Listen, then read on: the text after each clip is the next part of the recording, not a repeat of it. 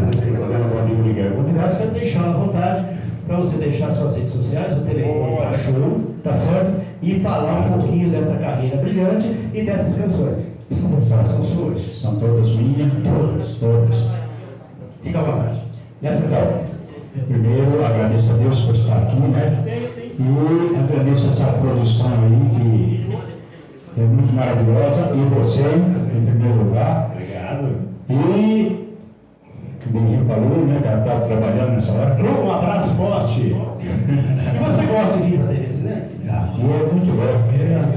Aqui é divertido, a gente sai com a alma lavada, né? A energia é positiva, né? A energia fica tudo aqui. E você tá todo chiquetoso, chapeuzinho, óculos preto, porta preta. Tem que andar assim, né? Você pode andar, você no programa de TV, você não pode sair de qualquer jeito. E aí você sai, mas o povo lá fora fica falando. Não tem que dar ajeitado? Tá, tem que dar um jeitinho, E né? cantar bonito, né, filho? Cantar bonito. Não adianta ficar pouco, tá tudo ajeitado, não trai a É muito difícil. Eu vejo uns negócios por aí, só Jesus acabou. Amigo Miguel, toca o programa e eu comento. Tá, eu não vou comentar não, chefe. Zé, deixa as redes sociais, o telefone para show e um recadinho especial, vai.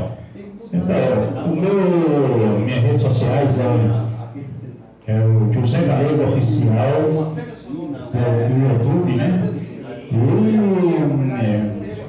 E meu canal, meu canal, José Galego, Galego Oficial também, nas minhas redes sociais.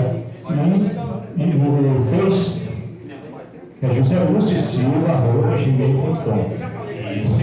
E o telefone para show? Agora, quem quiser entrar no meu zap é 98562 4199. Repete. 98562 4199. Ô Zé, tem mais um recadinho especial para mim? Fica mais. Manda um abraço para meus cunhados em Pernambuco, meus primos, meu sobrinho na Bahia, meus irmãos aqui em São Bernardo.